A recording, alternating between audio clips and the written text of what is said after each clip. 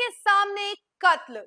जी हाँ, सही सुन रहे हैं आप। थाना, जहां पर लोग अपनी शिकायत लेकर पहुंचते हैं, कोई भी प्रॉब्लम होती है तो पहुंचते हैं, लेकिन यहाँ पर तो थाने के सामने ही कत्ल हो गया है। कहां पर, हम आपको पूरी जानकारी इस खबर में देंगे, लेकिन उससे पहले नमस्कार, न्यूज़ फॉर नेशन देख रहे हैं आप और मैं हूं सानिया आपके साथ। बिहार के नवादा से इस वक्त की सबसे बड़ी खबर सामने आ रही है, जहां पर ठीक थाने के सामने एक कत्ल हो गया है। ये कत्ल किसने किया है, ये जानकारी जानकर आप काफी ज्यादा हैरानी होने वाली है। ये बालू माफिया ने कत्ल किया है, यानी बालू माफियाओं और शराब माफियाओं का तांडव इतना ज्यादा बढ़ गया है कि उनको बिल्कुल भी होश नहीं है कि वो कहां क्या कर रहे हैं।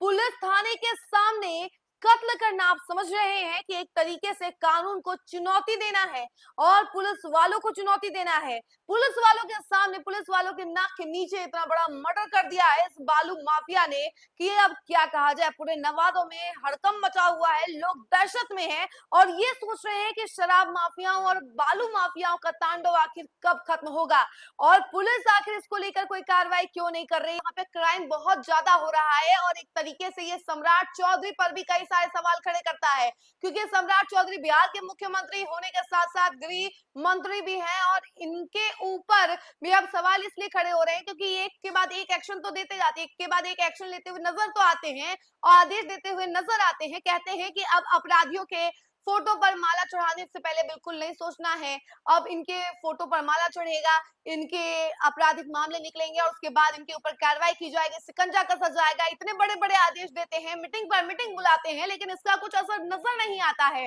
अब देखिए ना कि अपराधी इतने बेलगाम हो गए हैं कि इनको ही चैलेंज करते हुए नजर आ रहे हैं। थाने के सामने जाकर ठोक दिया भैया। ऐसा आपने कभी देखा था कि हाँ, अपराधी इतने बेलगाम हो गए थे। अब ये भी कहा जा रहा है कि बिहार में, जहां एक तरफ कहते हैं नेता कि बिहार में अपराध नहीं है, तो वहीं दूसरी तरफ ये क्राइम बढ़ते जाता है। ये जो आपराधिक मामले आते हैं, कहां से आ जाते हैं? ये जो रोज रोज खबरें हम आप तक पहुंचाते हैं, ये कैसे आ जाते हैं? अगर अपराध खत्म हो रहा है तो ये आपराधिक मामले आ कहां से रहे हैं? क्या अपने आप हो जाते हैं और इसका कोई रिकॉर्ड नहीं होता है? क्योंकि एक तरफ नेताजी कहते हैं कि कोई अपराध नहीं हो रहा है बिहार में, पूरा अपराध फ्री है, पूरा सब कुछ ठीक हो रहा है, अपराधी अब बिहार छोड़कर जा रहे हैं, तो आखिर ये इतने बड़े बड़े अपराध हो कैसे जा रहे हैं? और इस मामले को लेकर तेजस्वी यादव भी लगातार अपनी बात उठाते हुए नजर आ रहे हैं। विपक्ष के द्वारा भी कई सारे सवाल उठाए जा रहे हैं, सोशल मीडिया के जरिए जो है सरकार पर कटाक्ष किए जा रहे हैं। ये भी कहा जा रहा है कि जाति विशेष जो है एनकाउंटर होता है, कई सारे सवाल उठाए जाते हैं सम्राट चौधरी पर, सम्राट सरकार पर। लेकिन ये बात तो अलग है कि ये मुद्दा अलग है, लेकिन मेन मुद्दा ये है कि जब इतना सब कुछ ठीक हो रहा है तो ये आपराधिक मामले बढ़ क्यों रहे हैं? अपराधियों के मन में डर क्यों नहीं पैदा हो रहा है? एनकाउंटर करने से भी क्यों नहीं डर पैदा हो रहा है? शराब माफियाओं ने कानून व्यवस्था को खुलेआम चुनौती देते हुए थाना के सामने ही एक चौकीदार पर जानलेवा हमला कर दिया है। इस खूनी वारदात में गंभीर रूप से घायल चौकीदार जितेंद्र पासवान की इलाज के दौरान मौत हो गई, जिसके बाद पूरे इलाके में सनसनी फैल गई है। बताया जा रहा है कि देर रात चौकीदार जितेंद्र पासवान ड्यूटी पर तैनात थे, तभी बालू माफियाओं से जुड़े बदमाशों ने उन पर अचानक चाकू से ताबड़तोड़ हमला कर दिया।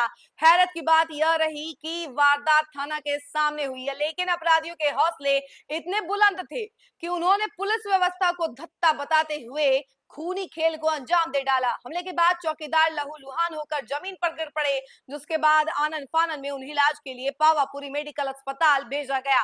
डॉक्टरों की तमाम कोशिशों के बावजूद जितेंद्र पासवान जिंदगी की जंग हार गए। उनकी मौत की पुष्टि पुलिस प्रशासन ने भी कर दी है। इस घटना के बाद पुलिस महकमे में हड़कंप मच गया है। वहीं इलाके के लोगों में भारी गुस्सा और डर का माहौल है। स्थानीय लोगों का कहना है कि नवादा और आसपास के इलाकों में बालू और शराब माफिया इतने ताकतवर हो चुके हैं कि अब उनके कानून का कोई डर नहीं रह गया है।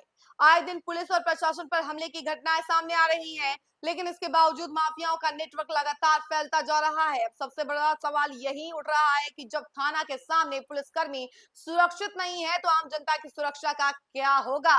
क्या बिहार में माफिया राज फिर से सिर उठाने लगा है? फिलहाल पुलिस आरोपियों की तलाश में छापेमारी कर रही है, लेकिन चौकीदार की मौत ने कानून व्यवस्था पर गंभीर सवाल खड़े कर दिए हैं और एक काला चिट्टा उजागर कर दिया है और नवादा में जो आपराधिक तांडव हो रहे हैं उसका भी खेल उजागर हो गया है।